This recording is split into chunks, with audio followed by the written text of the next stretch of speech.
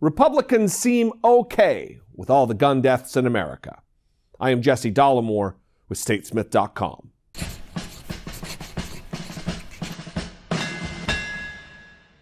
Well, we obviously have a gun problem in America. We are watching our children die, and our leaders shrug their worthless shoulders and tell us there's nothing they can do. Apparently, this is the world in which they've resigned to live. They endeavor to protect guns with an unmatched vigor, yet refuse to do anything to protect innocent children. In 2015 alone, there were 372 mass shootings here in the United States. 372 mass shootings, which left 475 people dead and almost 1,900 injured. And Republicans seem okay with that. In that same year, 2015, 13,286 people were killed in the United States by firearms, and 26,819 people were injured, and that doesn't even include suicides by firearm. And Republicans seem okay with that. Between 1968 and 2011, more people were killed in the United States at the end of the barrel of a gun than all of the servicemen and women who have fought and died in every single war fought by our country. According to PolitiFact, between those years, there were about 1.4 million firearm deaths in America, compared with 1.2 million U.S. deaths in every single conflict from the Revolutionary War to Iraq.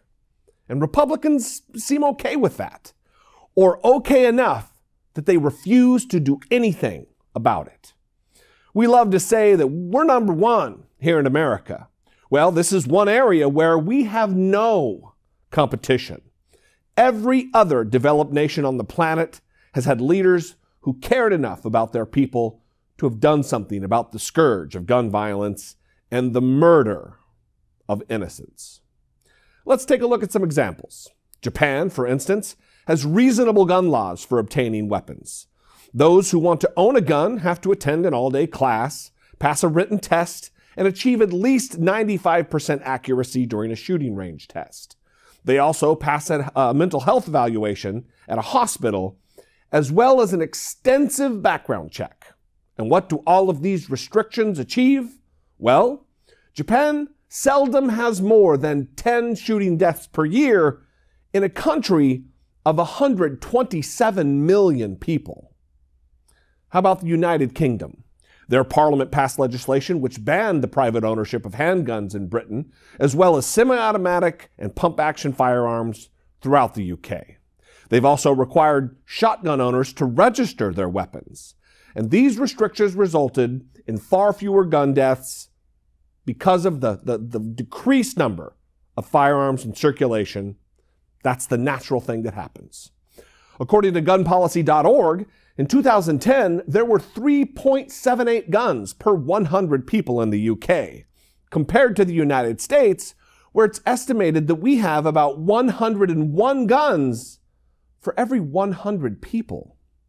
In England and Wales, that low per capita gun number has resulted in roughly only 50 to 60 gun deaths per year. 50 to 60 out of 56 million.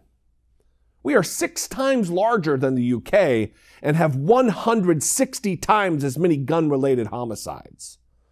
One more example is Australia. In 1996, Australia suffered a massive shooting that left 35 people dead. Australia's leaders did what was possible. They led.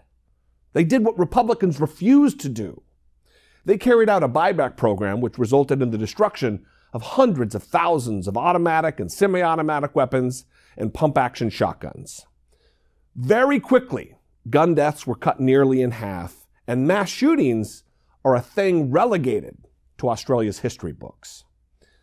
All this to say that there are solutions to our gun problems. We need leaders in Congress who will act. Leaders in Congress and the White House who will pass sensible gun legislation for the sake of our kids and our future kids. They may be kids today, but they'll be adults tomorrow. Adults who will remember and adults who will vote.